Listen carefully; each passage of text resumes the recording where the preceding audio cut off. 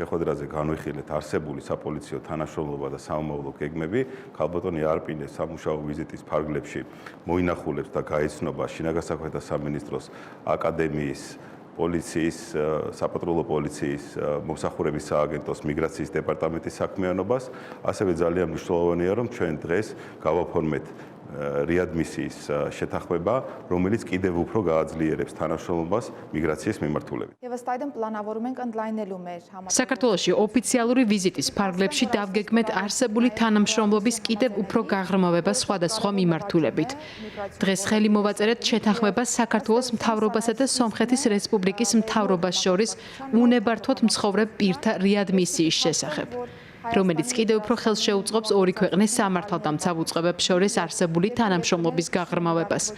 სომხეთსა და საქართველოს არა მხოლოდ საერთო საზღვარი, არამედ საუკუნოვანი მეგობრობა და სტრატეგიული თანამშრომლობა აკავშირებთ, რაც სამხრეთ კავკასიაში სტაბილურობის გარანტია.